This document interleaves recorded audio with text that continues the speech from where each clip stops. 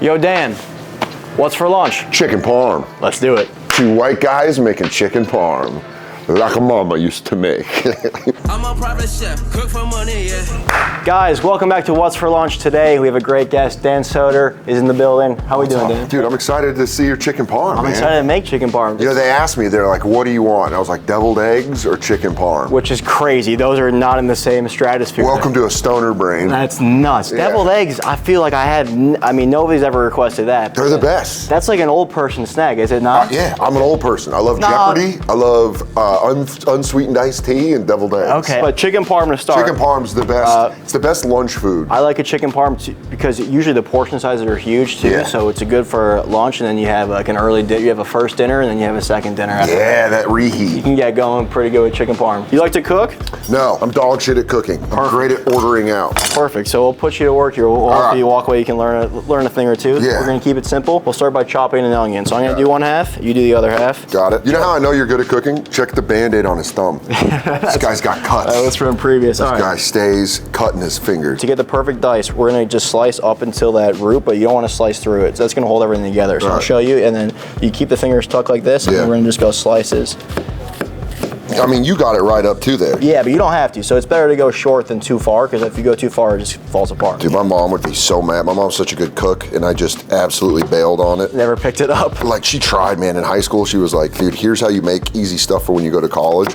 And I was just so much more into getting fucked up that I was like, well, yeah, whatever. Even like when you're fucked up, what's your favorite thing to eat? Like, what's your go-to stoner or? Probably chicken parm, man. Really? I'm not gonna lie. I love a chicken parm. I started getting into soup dumplings recently. Ah, that's a good one. I found some good soup dumplings. It's like Gushers, but with dinner food, you know? It's like the mature Gusher. Honestly, so far, you're the best guest at cutting an onion. Suck my dick. Everyone else has fucked it up. All right, perfect. Let's get the sauce going. What's your spice level? Do you like spicy or? I can do spice. I take like a lot of anti-acid. Okay. I was a smoker for a long time. I loved soda. We won't go nuts. We'll do a tiny splash of just clobbering chili oil here, just for a little heat in that sauce. You're barely gonna taste that. And then we're gonna take some garlic and just slice this super Smash thin. it up? Yep, smash it up. But you worked in restaurants, right? You were a server, correct? I was a server for a while. I was a busser all through like middle school and high school. Okay. So I was just, cleaning plates. What's your favorite kind of cuisine? It's between Italian and Mexican. Okay. I would probably say Italian food. So where did you get this sauce from? So this is just crushed tomatoes. So you're just doing onions, garlic, and crushed tomatoes. Onions, garlic, crushed tomatoes. So you let the onions and garlic kind of sweat out until they're translucent, like 3 minutes there. In with the tomatoes, you can use dried herbs. You have fresh parsley and oregano. You can add that too, but just a little bit of this. We're gonna let this simmer for a little bit, but it's a quick marinara sauce. This is great. Like really just onions and garlic as that base. So you don't have to go out and get like that expensive Rayo's or anything like that. All that is this. And It's just that? It's just with a fancy, it's just with a name. Exactly, that's it. Yeah. That's the only difference. Rayo's gonna put a hit out on them. Yeah, exactly. All right. Why the fuck you telling these people this shit? Yeah, there's a lot of shit like that you'd buy yourself that's really not worth it because of how easy it is to make. Oh, and by the way, your new special's out on the road. Yeah, on the road on YouTube. It's on YouTube. And how is being on the road food-wise? It's brutal because usually if you do one show in a night, it's fun because then at the end of the show, me and the openers can go find a restaurant. Like when you have one show in a night, if you're doing a theater, it's usually one show. You just go, you find like a good restaurant that's open a little later. 2 show nights, you're fucked. Yeah. Especially in a lot of cities that don't stay open late on the road, you're like, dude, how the fuck are we gonna get food? So with this, we're just gonna butterfly it open. Yeah. All right, now we're bashing this to get it quarter thin. If you want to bash away, Fucking hey, dude. get in there. Or watch them come back and be like, you did it too much.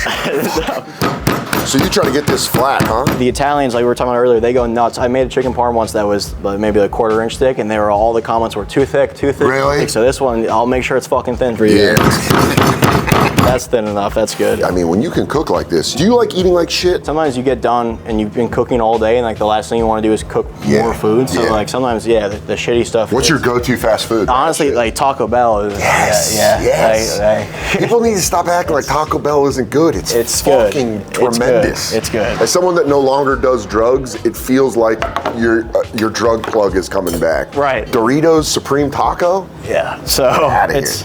That's my guilty pleasure. Anytime you bread something, it's flour, eggs, and then breadcrumbs. Okay. But you want to make sure that you season every layer, so the breadcrumbs get salt and pepper on everything. So it goes flour, egg, breadcrumb. Flour, egg, breadcrumb, yeah. And then Yeah. we're using panko breadcrumbs here. You're kind of doing it in a fast, efficient way, like a bank robbery. And then it's just some salt's gonna go into the sauce as well. We have some vegetable oil here, and the best way to tell if your oil is ready to be fried, you can drop a piece of breadcrumb in, or if you have a wooden spoon or a chopstick or anything, you stick it down like this, and if it starts to bubble up on the sides, Okay, that's how you know it's ready. That's how you know. Getting it going. yeah, dude. and this will just chatter away in here. How long do you let this? This is all just by eye, so like you're You just have to watch. Yeah, you're looking for color. How do you feel about like whole YouTube scene now with everyone being able to put their specials out on YouTube? Like, is that? I mean, I was late to the party, but YouTube serves such a better purpose for comedy because it's just straight to consumer, no notes.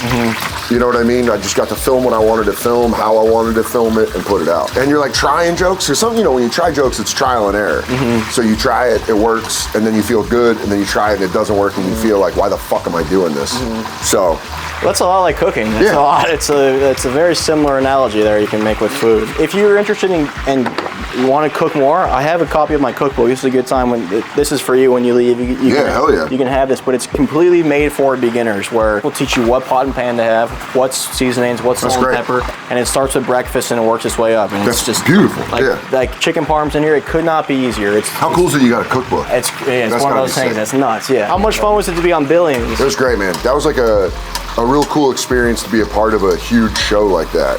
You know, Brian and David, who created the show, they love comics because they kind of wanted people that were able to bust balls. You know, I'm not really an actor, so learning how to act with like next to Maggie Siff and David Costabile and Asia Kate Dillon and Damian Lewis, it was unbelievable. What's that learning curve like to pick up a whole, like is it easy to pick up being a stand-up or is it hard, is it different I think art? stand-up is like, you're kind of acting, you know, you're performing. Watching someone like Damian Lewis do a scene 3 different ways, you're like, oh, that's acting. You're like, what I'm doing, I'm just parroting lines. Right. But you like see him and you're like, this motherfucker knows what he's doing. I feel like that's a fun character to play too. Oh, It's like a yeah. hedge fund. It was funny because I used to wait on those guys. When I worked in Midtown, those were the guys that I was waiting on. And so it kind of gave me an easy that's idea of how to act because you're like, oh, I remember how they were dicks to me. I was gonna say, were they just assholes? Must be. Dicks. But then the housing market collapsed. And your boy walked for 350 on that day in 2008.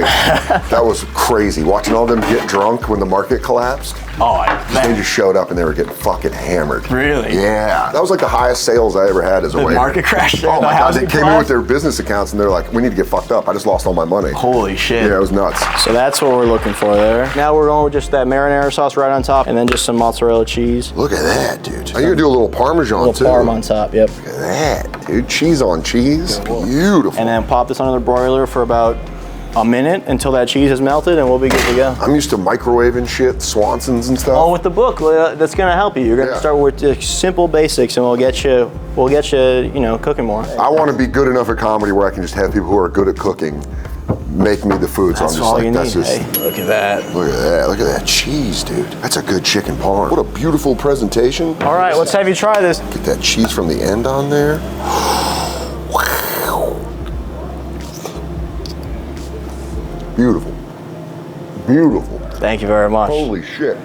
Boom, right there. Unbelievable. Thank you so much. Well, Dan, thank you for coming on the show. Oh, thanks for having me, dude. Appreciate you being here, guys. All good. That's gonna do it for this episode of What's for Lunch. Check out Dan's new special, On the Road, on YouTube right now.